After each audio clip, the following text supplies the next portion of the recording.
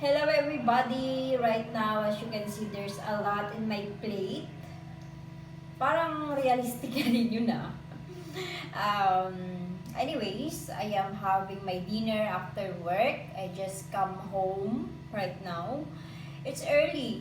Parang mostly nakakauwi ako 10 p.m. Pero ngayon, 9:30 nandito na ako.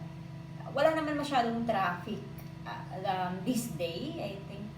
Ano bang araw ngayon? Siguro yung mga tao nagbabakasyon. Kasi here in Manila, always traffic. Laging rush hour. Kaya mas pagod ka pang bumiyahe kaysa sa trabaho mo mismo. Reality check dito sa buhay in the city. Well, anyways, we are having what we have right now. Ito lang, as you can see naman, kumain-kain na din ako kasi gutom na ako. And I don't have rice. Walang nagsaing, kaya napagod na din ako. So, be grateful na lang tayo kung anong meron, di ba? And I have here lychee. Hindi. Ano to, rambutan. Lychee kasi parang siyang lychee pat. Syempre, nasa Philippines tayo, kaya murang version of a lychee. And also, I have here some milk para makatulog tayo ng maayos. And that's all I got. Siguro last grocery ko pa to last week. And syempre, on the budget tayo. And right now, yung meron na lang ako is pamasahe ko bukas is sa susunod na araw. And I don't, siguro bukas makakabili ako ng 1 kilo of rice. Napaka-painful. Noon, di ba, nasa Paris lang tayo, parang kargo tayo ng mga nanay at tatay natin. We don't have to worry na wala na tayong bigas, di ba? Ngayon, tayo na, ako na. Kung hindi ako kikilos, magugutom ako. So, ayun na nga. And also, everyone, I would like to introduce to all of you. You are all familiar with this. My one and only favorite. Hindi lang to basta tinapay lang. Char. This is pandi coco. We call this one in our dialect coco bread ba yun? Oo, yun yung kinakain namin after school. Something if we have budget, pag may natira sa baon, pupunta kami ng friends in this famous panaderia, have something to eat before going home. And hindi lang siya basta tinapay. It reminds me of everything that who am I noong high school pa ako.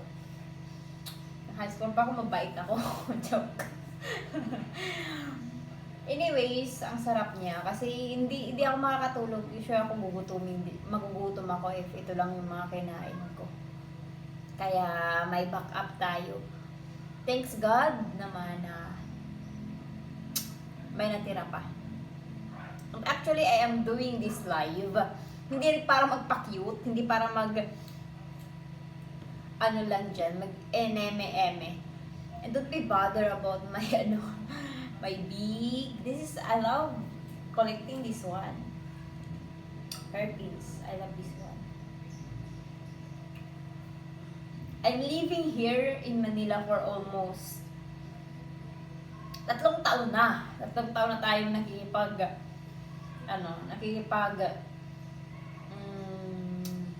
sabayan sa mundo. And paiba-iba ako ng work.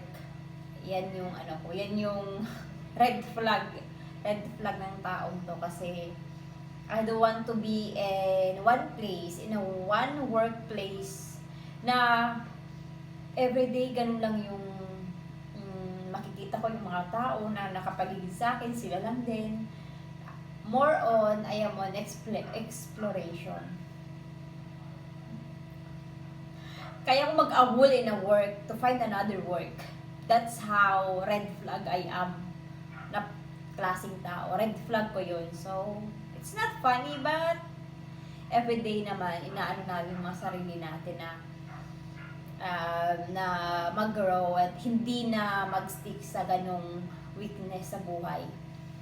Kaya, ngayon,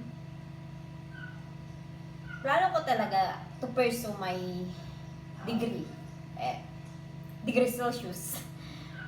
So, yun nga, once you start teaching, siguro hindi ka pwede dyan